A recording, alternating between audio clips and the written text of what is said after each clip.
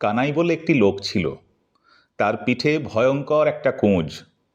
বেচারা বড্ড ভালো মানুষ ছিল। লোকের অসুখে বিসুখে ওষুধপত্র দিয়ে তাদের কত উপকার করত। কিন্তু কুঁজো বলে তাকে কেউ ভালোবাসত না। কানাইয়ের ঝুড়ির দোকান ছিল। আর কোনো ঝুড়িওয়ালা তার মতো ঝুড়ি বুনতে পারত না। তারা তাকে ভারী হিংসে করত আর তার নামে যা তা বলে বেড়াতো। তা শুনে লোকে ভাবত কানাই বড় দুষ্টু লোক। তাকে দেখতে পেলে সকলে মুখ ফিরিয়ে থাকত। বেচারার দুঃখের সীমা ছিল না। এত বড় কুঁজ নিয়ে মাথা গুঁজে চলতে কানাইয়ের বড় কষ্ট হতো। একদিন সে একটু দূরে একটা জায়গায় ঝুড়ি বেচতে গেল আর দিন থাকতে ঘরে ফিরতে পারল না। পথে একটা পুরনো বাড়ির কাছে এসে এমনি অন্ধকার হলো আর তার এতই কাহিল বোধ হলো যে চলা প্রায় অসম্ভব। সেই জায়গাটা ভারী বিশ্রী। লোকে প্রাণান্তে সেই পথে আসতে চায় না, বলে ওটা ভূতের বাড়ি। কিন্তু কানাইয়ের বড়ই পরিশ্রম হয়েছে, চলবার আর সাধ্য নেই। কাজেই সে সেখানে পথের পাশে একটু না বসে আর কি করে। কতক্ষণ সে এভাবে বসেছিল তার কোনো ঠিক নেই। বসে থাকতে থাকতে তার মনে হলো সেই পুরনো বাড়িটার ভিতর থেকে আওয়াজ আসছে। অনেকগুলো গলা মিলে আহা কি সুন্দর সুরেই গাইছে। শুনে কানাইয়ের প্রাণ জুড়িয়ে গেল।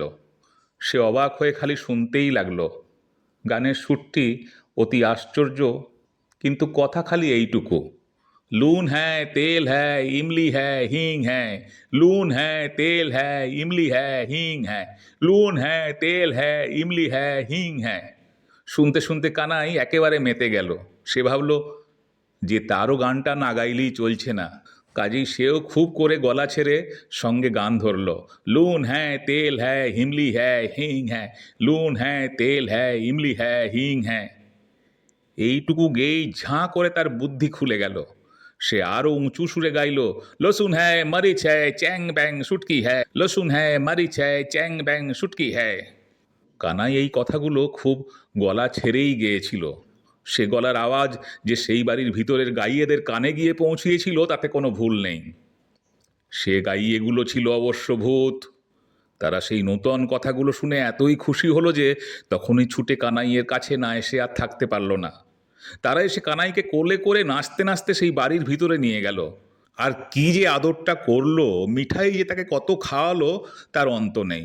তারপর সকলে মিলে নেচে নেচে ঘুরে ঘুরে গাইতে লাগলো, লুন হ্যায় তেল হ্যায় ইমলি হ্যায় হিং হ্যায়, লসুন হ্যায় মরিচ হ্যায় চ্যাং ব্যাং সুটকি হ্যায়, লুন হ্যায় তেল হ্যায় ইমলি হ্যায় হিং হ্যায়, লসুন হ্যায় মরিচ হ্যায় চ্যাং ব্যাং সুটকি হ্যায়। কানাইকেও তাদের সঙ্গে নেচে নেচে গানটি গাইতে হলো। তখন হঠাৎ তার মনে হলো কি আশ্চর্য, আমি কুঁজ নিয়ে চলতে পারি না, আমি আবার নাচলুম কি করে। বলতে বলতেই তার হাতখানি পিঠের দিকে গেল। এ কি, তার সে কুঁজ যে আর নেই। একজন ভূত বলল, কি দেখছিস বাপ, ওটা আর ওখানে নেই, ওই দেখ তোর পাশে পড়ে আছে।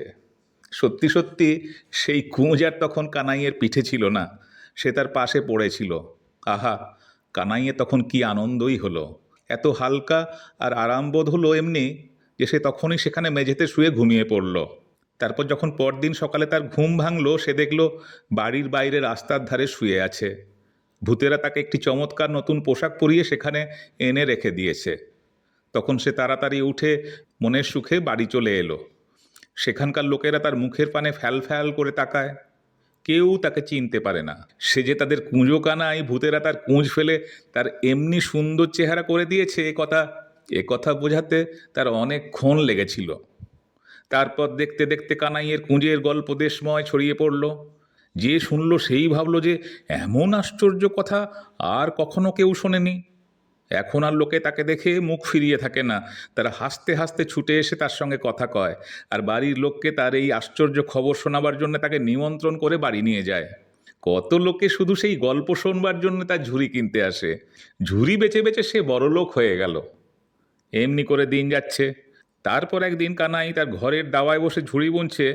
এমন সময় একটি বুড়ি সেই পথে এসে তাকে জিজ্ঞাসা করলো, হ্যাঁ গা, কেবলহাটি যাব কোন পথে? কানাই বললে, এই তো কেবলহাটি, তুমি কি চাও? বুড়ি বলল, তোমাদের গ্রামে নাকি কানাই বলে কে আছে, ভূতেরা তার কুঁজ সারিয়ে দিয়েছিল।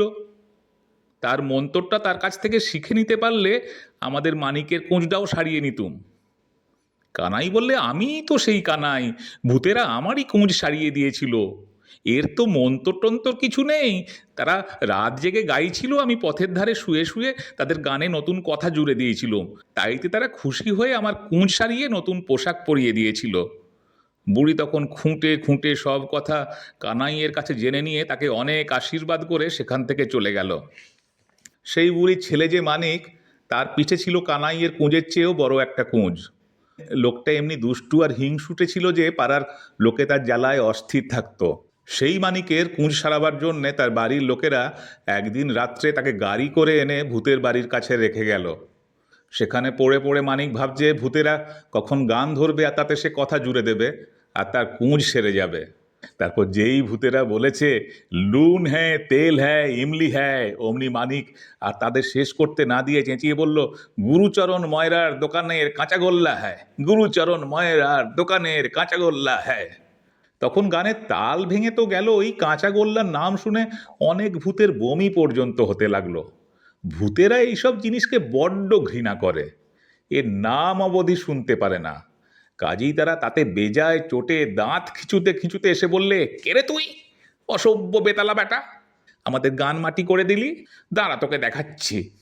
এই বলে তারা কানাইয়ে সেই কুঁজটা এনে মানিকের কুঁজের উপরে বসিয়ে এমনি করে জুড়ে দিল যে আর কিছুতেই তাকে তুলবার জোর রইল না।